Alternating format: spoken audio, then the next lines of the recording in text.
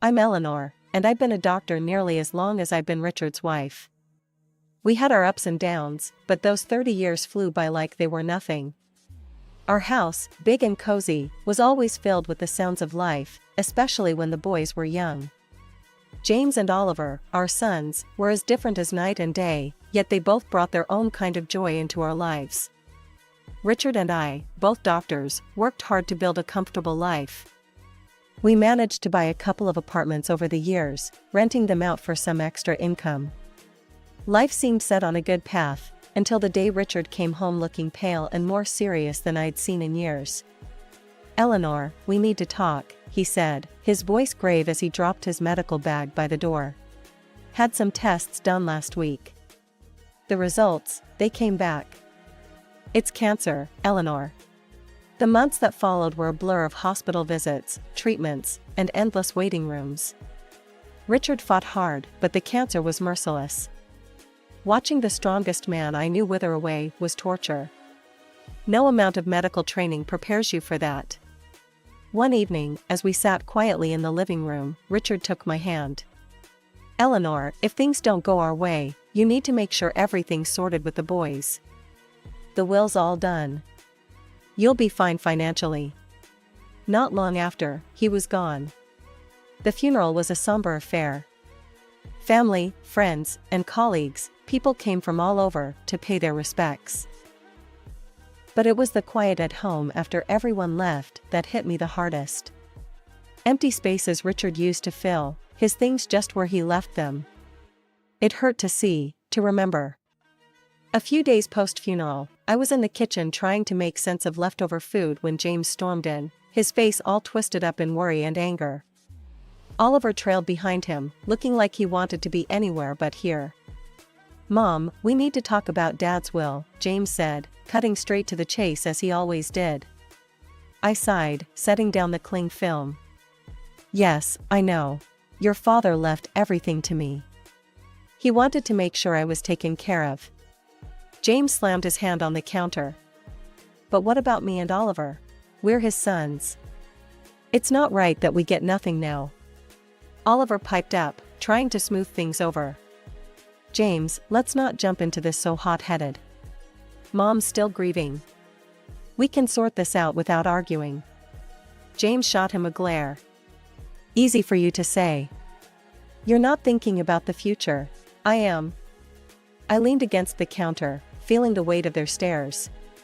"Your father and I built this together. He trusted me to handle things. But I hear you, James. It's not my plan to cut you out." "So, what, then?" James said, crossing his arms, his voice rising a notch. "We just wait until, what? You think it's a good time to give us our share?" "James, watch your tone," I snapped, my patience fraying. "I am still your mother." Oliver stepped between us, his hands up like a referee. "Both of you, please. This isn't helping. Mom, maybe there's a middle ground here?" I nodded, rubbing my temples. "Okay, here's what we can do. The apartments your father and I invested in." "The ones downtown?" James interrupted. "Yes, those," I continued, shooting him a look that told him to zip it for a minute. "I was thinking, you each take one. They're yours to live in or rent out. And from the savings, let's say $25,000 each, to help you get started on whatever you need." James chewed on his lip, clearly doing the math in his head. "And the rest of the stuff? The house, the money? That stays with me. For now. When I'm gone, it'll come to you, as per your father's wishes," I said firmly. James looked like he wanted to argue more, but Oliver nudged him. "Let's think about this, man. It's a fair start. Mom's not leaving us in the cold." James finally nodded, tight-lipped. "Fine. But I want this in writing, Mom. No more surprises." Of course, I agreed. "We'll get everything documented properly." As they left the kitchen, I could hear Oliver hissing at James. "Give her a break, will you? She's doing her best." James muttered something under his breath I couldn't catch, and I didn't really want to. As I washed up the dishes, I wondered if Richard could see us, and what he'd think. I hoped I was doing the right thing, but only time would tell. And time, that tricky thing, wasn't always a friend. It was a sunny afternoon, a rare kind that makes everything seem alright, when James brought Isabella over to meet me for the first time. They hadn't been dating long, but James was already head over heels. You could tell by the way he was fussing over her, which wasn't like him at all. They walked in, and right off the bat, Isabella had this air about her, like she owned the place. Dressed to the nines, she breezed into my living room with barely a hello, her eyes scanning everything. "Nice place you've got here," she said, flipping her hair back as she sat down without waiting for an invitation. James was grinning like a fool beside her. I forced a smile, trying to be the good host. "Thank you, Isabella. Can I get you anything? Coffee, tea?" "Coffee sounds lovely," she replied, then turned to James. "Babe, make sure it's black, no sugar." James nodded and headed to the kitchen. That left me alone with her, sitting in my own living room, feeling like the guest. The silence was awkward until she broke it. "So, James tells me you're pretty well off," she started, eyeing the decor. "I'm used to a certain standard, you know? My parents made sure of that." "That's good to hear," I said, not sure what else to add. James came back with the coffee and handed Isabella her cup. She took a sip and made a face. It's all right. Anyway, we've been discussing our future together. Planning ahead, you know?" "That's wise," I said, glancing at James, hoping he'd give me some clue about where this conversation was heading. Isabella set her cup down. "Yeah, and speaking of planning, we were thinking about the wedding. You know I want something special, James has probably told you. I saw this place, perfect for a rehearsal dinner, but it's a bit pricey. It's about $30,000. I choked on my coffee. $30,000? Just for the rehearsal dinner? James jumped in. "Mom, it's important to Bella. We want to start things off right." I put my cup down, feeling a storm brewing inside. "Look, that's a lot of money for a dinner, Isabella. We need to be reasonable." Isabella's face hardened. "Reasonable? James says you have the means. I don't see why we should compromise on something that important." James was nodding along with her, but I could see the unease in his eyes. He knew he was asking too much. "I'm all for celebrating," I said, trying to keep my voice even. "But $30,000 is beyond excessive. I can't justify that." Isabella stood up, her chair scraping loudly against the floor. "I'm not used to compromising on my standards, Eleanor. I was clear with James that I expect a certain lifestyle." James tried to smooth things over. "Mom, maybe we can find a middle ground?" "There's no middle ground on $30,000 for a dinner, James. That's final," I snapped, losing my patience.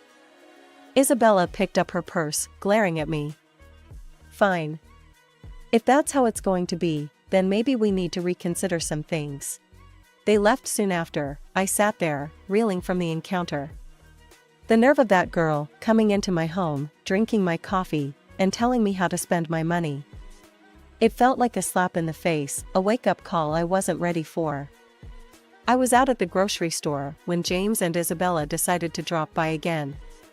By the time I got home, Oliver was awkwardly entertaining them in the living room. The atmosphere was tense, the kind that makes you want to turn around and leave, but it was my house, so I braced myself and walked in. Isabella, all dolled up as usual, handed me a list as soon as I set down my grocery bags. "Eleanor, we thought a lot about the wedding gifts, and here's what we've settled on. I hope this will be easier for you to handle." I skimmed the list she first handed me. It was surprisingly sensible: kitchen appliances, some nice china, even a couple of pieces of furniture. "This seems quite reasonable," I said, feeling a momentary relief. "I think these are wonderful choices."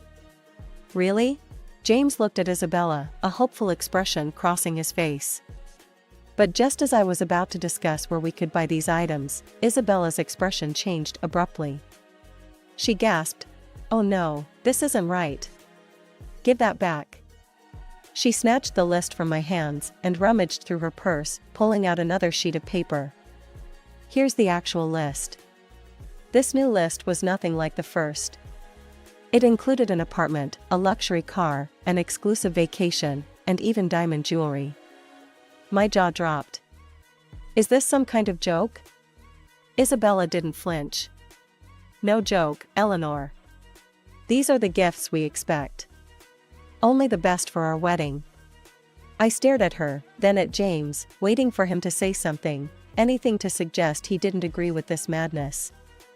But he just stood there, looking between us, clearly conflicted but silent. I couldn't hold back. "James, why are you letting her do this? You know this is unreasonable."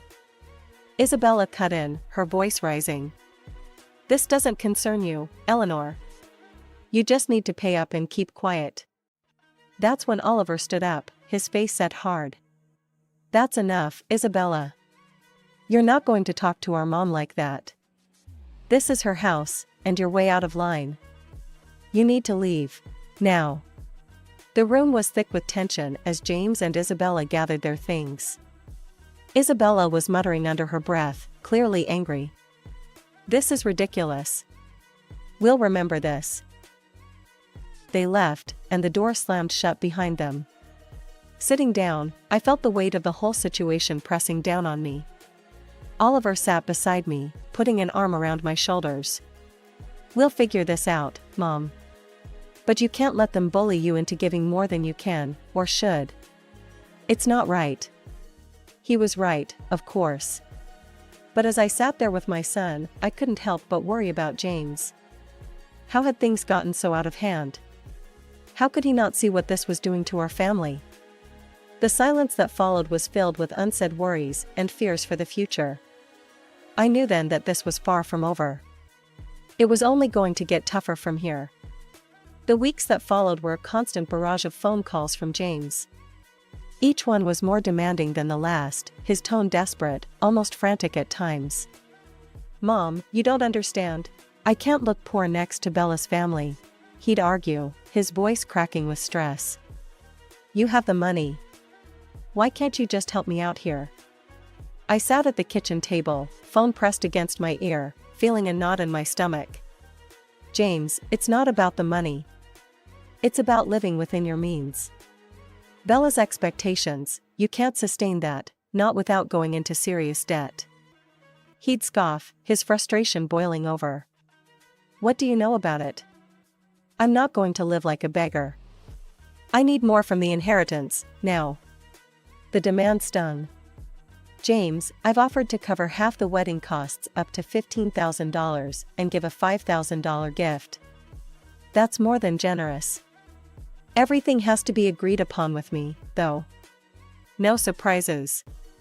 There was a pause, then a sharp laugh from him. "That's nothing. You're just being stingy. You have $1 million sitting there. Why are you holding out on me?" "Because it's not just about the money," I replied, my patience wearing thin. "It's about not feeding into this fantasy that's going to ruin you." He yelled now, loud enough that I had to pull the phone away from my ear. "I don't need this. I'll handle it my way. Forget you." And then, just like that, the call stopped. Months passed in silence. I tried to busy myself with daily routines, trying not to worry about James, but the peace was short-lived. The phone rang one afternoon, and it was my sister-in-law, Anita. "Eleanor, I thought you should know." Anita's voice was hesitant, careful. "James is flying all the wedding guests to Hawaii. He sold his apartment to fund it. And he expects you to get there on your own. He mentioned you weren't interested in helping, so..." I hung up, a mix of anger and sorrow churning inside me.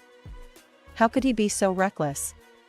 Before I could process it all, Oliver came into the room, his expression grim. "Mom, there's something you need to hear." I recorded their conversation when they were sitting here in the living room. He handed me an audio recorder. I pressed play, and the voices of James and Isabella filled the kitchen. "James, your mom is just a nasty old woman with a fat wallet. We need to squeeze as much as we can out of her and then cut her off. James's voice responded, chillingly agreeable. Whatever it takes, Bella. I'm not going to let her control us. If it comes down to it, I'll kick her out in her underwear. I turned off the recorder, my hands trembling. To hear my own son speak like that about me, his mother, it was too much. The room spun as I tried to comprehend the depth of his betrayal. Flying to Hawaii was a decision I didn't make lightly.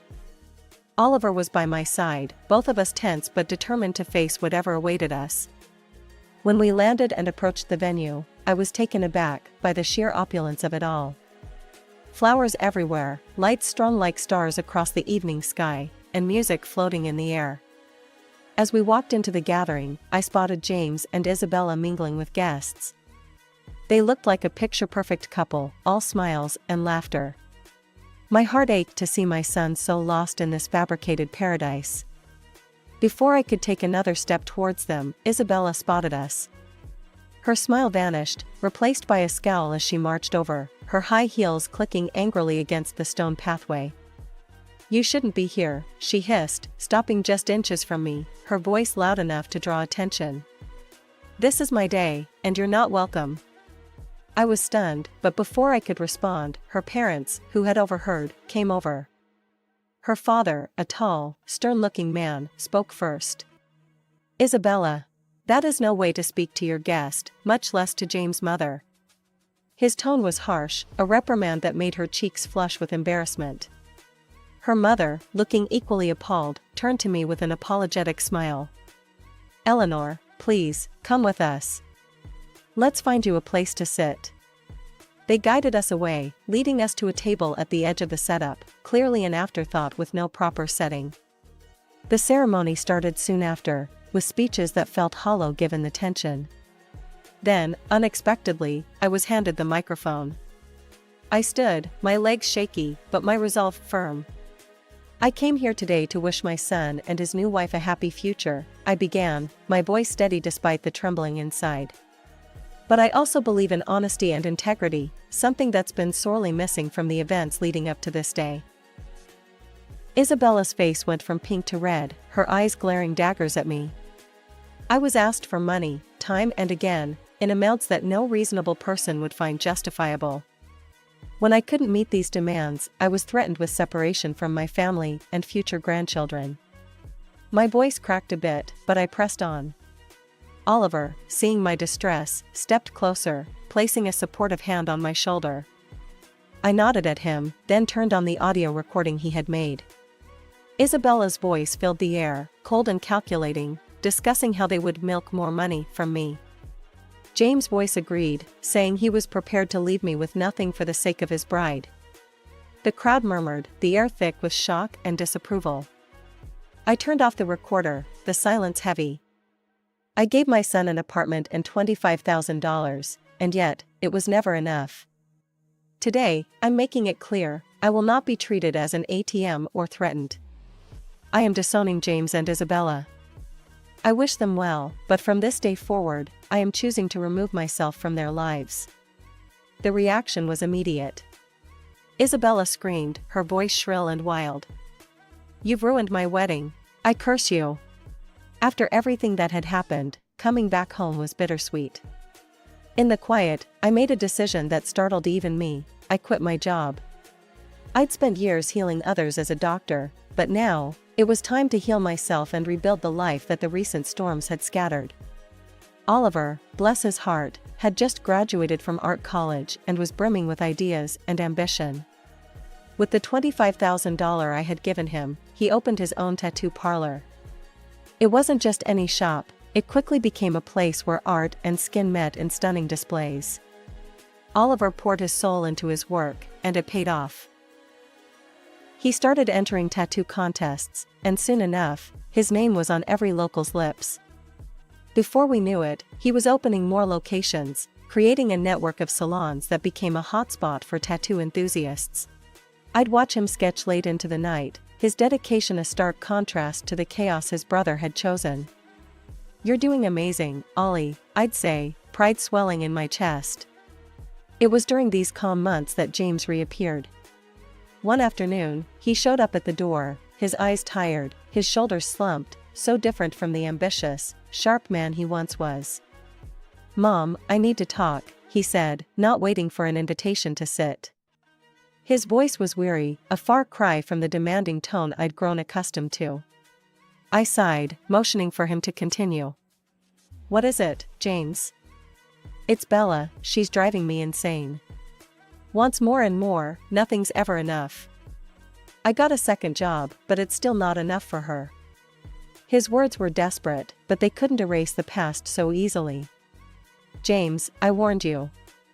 I told you, living like that, with someone like her, it's unsustainable." He rubbed his face, frustration clear. I know you did, but I thought." His voice trailed off, hopelessness taking the place of explanation. "Thought what? That money would just appear because you wanted it to?" My tone was harsh, but years of pent-up frustration made it hard to soften it. "Look at your brother. He started with the same amount and made something of himself without stepping on others." James bristled. "Yeah, well, not everyone's like Oliver, are they? I have rights to the inheritance too, remember? And when you're gone, it'll come to me." That was the last straw. "Get out, James," I said, my voice cold, resolute. "And don't come back. Not this time. You chose your path." His jaw tightened, and for a moment, I thought he might argue more. But then he turned and walked out, the door slamming shut behind him. As I stood in the silence that followed, Oliver came downstairs, having heard the last part of our exchange. "Are you okay, Mom?" I nodded, wrapping my arms around him. "I am now. Thanks to you. Let's just focus on the good we can do, on the life we can build." He hugged me back, his presence a comforting assurance that not all was lost. In that moment, I knew that despite the heartaches, the journey was still worth it. We had each other, and that was enough to keep moving forward. After the storm had passed with James, our home settled into a calm I hadn't felt in years. It was during this quiet period that Oliver brought someone special home. Her name was Sarah, and she was everything Isabella wasn't: kind, humble, and genuinely caring. As the weeks turned into months, their relationship grew stronger, and soon they announced their engagement. The wedding, unlike the extravagant affair that was James, was a simple, heartfelt ceremony in our backyard. Flowers from the garden, homemade decorations, and a small group of close friends and family made the day perfect. During the reception, I pulled Oliver aside. "You've chosen a wonderful woman," I said, my voice thick with emotion. He squeezed my hand. "I learned from the best," he replied, giving me a knowing look. Life moved quickly after that. They sold the apartment I had given Oliver, adding a bit of their savings to buy a small, cozy house just a few miles away. One sunny afternoon, while we were having tea in their new living room, Sarah shared some news. "Eleanor, we're expecting twins," she announced, her eyes shining with excitement. I nearly dropped my cup, overwhelmed with joy. "Twins? Oh, my goodness, that's wonderful." Oliver beamed, his pride evident. "We wanted you to be the first to know." "We're really happy, Mom." "Twins," I repeated, letting the words sink in. "Grandchildren." It was a new chapter, one I was eager to start. As for James, news from him was sparse. The last I heard, he had divorced Isabella. She had taken nearly everything in the split, leaving him to start over in another city. Despite the pain he had caused, it hurt to know he was out there somewhere, struggling because of his choices. One evening, as I sat looking through old photo albums, Oliver came and sat beside me. He noticed a picture of James and me from years ago. "Do you ever hear from him?" he asked softly. I shook my head. "No. After everything, he's chosen his path, and I have to respect that, even if it breaks my heart." Oliver put an arm around me. "He's still my brother, Mom. Maybe one day, he'll come around." "Maybe," I agreed, not really sure if I believed it. "But for now, we have plenty to keep us busy, especially with those twins on the way." Oliver chuckled. "Yeah, you're about to be the busiest grandma in town." We both laughed, the sound filling the room with warmth. Despite the past, despite the mistakes and heartaches, this moment, here with Oliver, felt like everything was exactly as it should be. Life was moving on, and so were we, with new hopes and dreams just on the horizon.